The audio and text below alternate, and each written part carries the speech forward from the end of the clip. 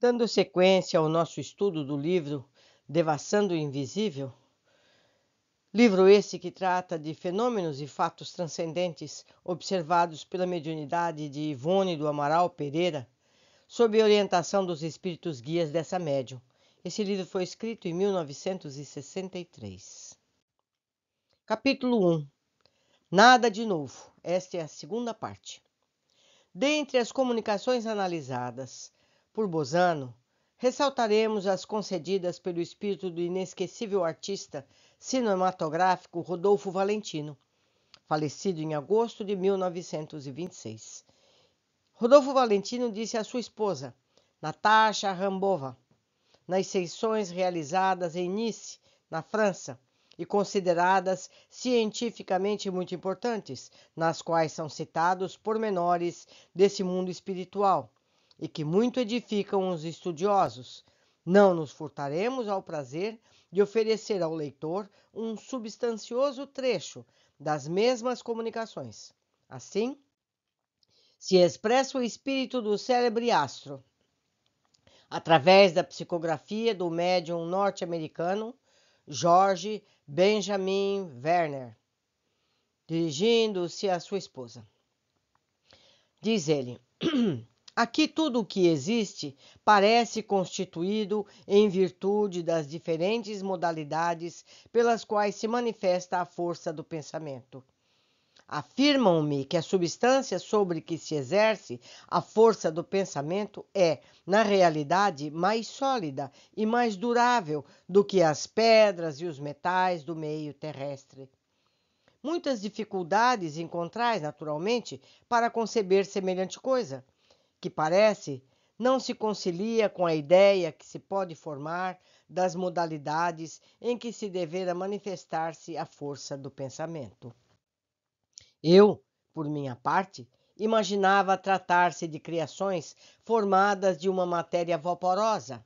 Elas, porém, são, ao contrário, mais sólidas e revestidas de cores mais vivas do que são os objetos sólidos e coloridos do meio terrestre.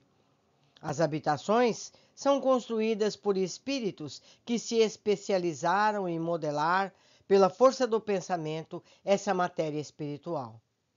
Eles as constroem sempre tais como as desejam os espíritos, pois que tornam as suas subconsciências desses últimos os gabaritos mentais de seus desejos. Um livro ainda mais antigo do que as obras de Bozano, A Vida Além do Véu, obtido também mediunicamente pelo pastor protestante, reverendo G. Vale Owen, tornou-se célebre no assunto, pois que o espírito da genitora do próprio médium narra ao filho, em comunicações periódicas, as mesmas construções fluídicas do mundo espiritual. Isto é, jardins, estradas pitorescas, habitações, cidades e etc. Semelhante médium é certamente insuspeito, visto que, como protestante, seriam bem outras as ideias que alimentaria quanto à vida espiritual. Tais comunicações, em sua maioria, datam do ano de 1913. Convém deliciarmos ainda essas nossas almas com alguns pequenos trechos de tão interessante livro. Diz ali: pode agora fazer-me o favor de descrever sua casa, paisagens e etc? Pergunta o reverendo Vale Owen ao espírito de sua mãe. E este responde: é a terra aperfeiçoada. Certo, o que chamais quarta dimensão, até certo ponto, existe aqui, mas não podemos descrevê-la claramente. Nós temos montes, rios, belas florestas e muitas casas. Tudo foi preparado pelo que nos precederam. Trabalhamos atualmente, por nossa vez, construindo e regulando tudo para que ainda durante algum tempo tenha que continuar a sua luta na terra. Quando eles vierem, encontrarão tudo pronto e preparado para recebê-los. O tecido e a cor do nosso vestuário tomam a sua qualidade do estado espiritual e do caráter de quem o usa. O nosso ambiente é parte de nós mesmos e a luz é um importante componente do nosso ambiente. Entretanto, é de poderosa aplicação, debaixo de certas condições, como poderemos ver naqueles salões. Não teriam de ser demolidas as edificações para aproveitar-se depois o material em nova construção. Seria ele aproveitado com o prédio em pé. O tempo não tem ação de espécie alguma sobre as nossas edificações. Elas não se desfazem nem se arruinam. Sua durabilidade depende apenas da vontade e dos donos, e enquanto eles quiserem, o edifício ficará de pé, podendo ser alterado ou modificado consoante seus desejos. Porque essas esferas são espirituais e não materiais. E o livro todo assim prossegue, em revelações belas e simples, lógicas e edificantes, o que confirma o noticiário de muitos médiuns, que também chegam a verificar tais realidades do mundo invisível durante os seus desdobramentos em espírito. E não é só. O livro encantador, No Limiar do Etéreo, publicado em 1931, de autoria do ilustre doutor Arthur Findlay, pesquisador dos fenômenos espíritas na erudita Inglaterra, que tantos excelentes investigadores do psiquismo concedeu ao mundo, conta no capítulo 10, Noites de Instrução, o diálogo mantido durante uma sessão íntima com o célebre médium Sloan, com um espírito que lhe respondia através do fenômeno da voz direta, e do qual destacamos os seguintes trechos. Só esclarecendo, voz direta, não existe um médium incorporado ou psicografando. A voz vem de uma, entre aspas, garganta espiritual, e todos podem ouvir o que ela narra. Continuando. Poderá dizer-me algo com relação ao vosso mundo? E ali é dito, todos os que estão num mesmo plano, observem, todos os que estão num mesmo plano, como já disse, ver e tocar as mesmas coisas. Se olhamos para um campo, é um campo que todos vemos. Cada coisa é a mesma para os que se acham nas mesmas condições de desenvolvimento mental. Não é um sonho, tudo é real para nós outros. Podemos sentar-nos juntos, gozar da companhia uns dos outros, precisamente como fazeis na terra. Temos livros e podemos lê-los. Temos as mesmas sensações que vós. Podemos dar longos passeios por uma região e encontrar um amigo a quem não víamos desde muito. Das flores e dos campos aspiramos os aromas, como vós aí. Apanhamos flores, como os fazeis? Tudo é tangível, porém num grau mais alto de beleza do que tudo na terra. Assemelha-se a vossa vegetação? De certo modo, mas é muito mais linda. E como são as vossas casas? São quais as queremos. As vossas aí são primeiro concedidas em mente, depois aos que se junta a matéria física para construí-las de acordo com o que imaginastes. Aqui temos o poder de moldar a substância etérea conforme pensamos. Assim, também as nossas casas são produtos das nossas mentes. Pensamos e construímos. É uma questão de vibração do pensamento. E enquanto mantivermos essas vibrações, conservaremos o objeto que durante todo esse tempo é objetivo para nossos sentidos. Tão explicativo esse 10º capítulo de No Limiar do Etéreo, que temos pesar de não ser possível transcrever mais alguns trechos para nossas páginas, os quais acreditamos edificariam os leitores se tornassem conhecidos. Também os livros recebidos pela médium Zilda Gama, ditado pelo espírito de Victor Hugo, num total de 5 boas obras, referem os mesmos noticiários. Não obstante, o fazem muito discretamente, destacando-se dentre todos um que já tornou célebre, porque editado em Esperanto pela Federação Espírita Brasileira. Foi uma tradução do professor Porto Carreiro Neto, e correndo o mundo inteiro, na sombra e na luz. Não relataremos aqui, por muito conhecidas dos leitores, as obras ditadas pela entidade desencarnada de André Luiz, e tampouco Memórias de um Suicida, onde o assunto é pormenorizado com as maiores franquezas. Obras essas, a de André Luiz e a Memórias do Suicida, da mesma Ivone, estão aqui no nosso canal. Para quem quiser estudá-las, está aqui disponível para todos. Continuando. Fica ao cuidado do leitor de estudar, portanto, as obras básicas em geral e as comunicações isoladas, mesmo as provenientes de entidades sofredoras, com atenção e amor, meditando e refletindo sobre tudo, sem espírito de prevenção, porque nas suas entrelinhas e nos seus detalhes encontrará referências positivas sobre o interessante assunto.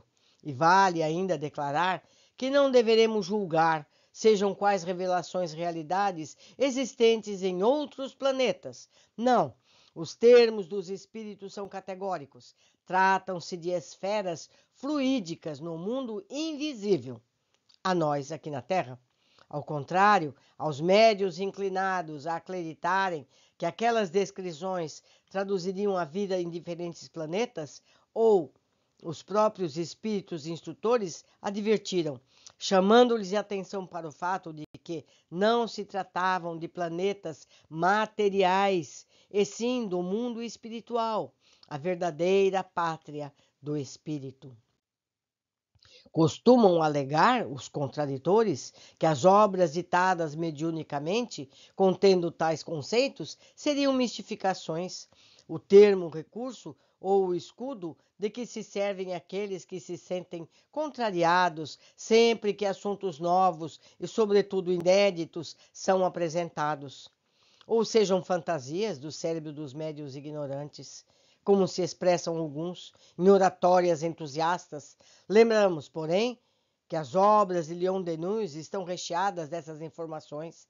E Leon Denis, o grande continuador de Allan Kardec, foi um filósofo, um escritor grande, um escritor grandemente inspirado pelas forças superiores do alto, e não um ignorante, que Ernesto Bozano afirmou cientificamente a mesma coisa após suas admiráveis análises. Ou seja, Leon Denis e Ernesto Bozano dizem as mesmas coisas. Porque seria o conteúdo de Ivone Pereira equivocado? Não é verdade? Bozano era um sábio dos mais ilustres psiquistas do século XX. O reverendo Vale Owen, obtendo do espírito de sua veneranda mãe as mesmas revelações, não poderia ser um médium ignorante, cujo cérebro criasse extravagâncias, porque, como pastor protestante, em inglês, teria curso brilhante em algum seminário, ou nem seria espírita, que o senhor J. Arthur Findlay era um cérebro vigilante, eminente, idôneo e perquiridor do psiquismo experimental, escritor intelectual de renome, não podendo, portanto, ser taxado de ignorante, e que Zilda Gama, em cujas obras encontramos as mesmas revelações, quanto mais discretas, é uma professora assaz culta e não uma médium ignorante, que Francisco Cândido Xavier não é douto, mas tem dado público livros de valor incontestável, que honrariam a memória de muitos doutos, se estes pudessem escrever coisas semelhantes. E os dois espíritos, Emmanuel e André Luiz, que a esse médium ditam as obras, têm dado testemunhos de muita lucidez e sabedoria, abordando teses variadas, sempre analisadas por pessoas cultas e muito capazes para serem taxados de mistificadores. E que os próprios livros de Allan Kardec, oferecendo a farta base para todas essas revelações e noticiários, conforme citamos linhas atrás, jamais foram considerados frutos de mistificações. De outro modo, se é um médium que ama a doutrina espírita e por ela se sacrifica, sem outro interesse senão o de servi-la, que a tudo no mundo renuncia a fim de conservar sua independência para melhor se dedicar aos deveres que ela impõe, até mesmo às mais santas aspirações do coração, se um médium que moralmente se renova para Deus através de suas duras provações e humilhações diárias, sofrendo ataques de adversários até no seio da própria doutrina e padecendo, não raro, perseguições e vitupérios dentro do próprio lar? Ser um médium que morreu para si mesma, a fim de melhor ressurgir para Deus e tornar-se digno de se comunicar com os espíritos iluminados, no intuito de bem servir ao próximo e à causa, não obtiver do seu Mestre Jesus Cristo, um dos bons espíritos a quem procurou honrar, senão mistificações de tal vulto, será melhor a todos os adeptos do Espiritismo fechar os códigos de doutrina e cuidar da nova vida. Atribuir as revelações sobre a realidade do mundo invisível a mistificações de entidades inferiores é desconhecer que, no presidindo ao movimento do Consolador neste mundo, como também esclareceu Allan Kardec, há um espírito celeste a quem o Criador ortogou direitos sacrossantos sobre a terra, o qual não seria capaz de consentir, certamente, que essa humanidade, pela qual ele próprio se imolou em suplício na cruz, fosse tão grosseiramente iludida por tanta gente deste e do outro mundo. Quando, afinal de contas, o Consolador em si mesmo é fruto tão só da mediunidade, prosseguiremos, portanto, visto que o tema é profundo, prestando-se a desdobramentos. Esse capítulo continua em sua terceira parte. Vemos aqui, neste capítulo, a ênfase com que Ivone defende os postulados, as psicografias, não só as dela, mas de inúmeros outros médiuns que vêm dizendo as mesmas coisas, para que pessoas como eu mesma já conheci, dizendo que tudo isso é fantasia, está aqui provado em mais de um médium, mais de um espírito, dizendo as mesmíssimas coisas. Mesmo aqueles que não querem aceitar, eu sempre lembro, a verdade não muda quando existem pessoas que não acreditam. A verdade é a mesma, ela vai continuar, ela vai insistir, até que todos perseverem. Eu lembro sempre dos dias em que todos achavam que a Terra fosse plana. Muitas pessoas morreram, ou melhor, foram mortas, porque afirmavam que a Terra era esférica e flutuava no espaço. Imagine só. Muitos foram mortos por isso. E hoje, qualquer criança da pré-escola sabe da redondeza da Terra, não é mesmo? Por hoje ficamos por aqui. Aguardo todos no nosso próximo capítulo. Um abraço!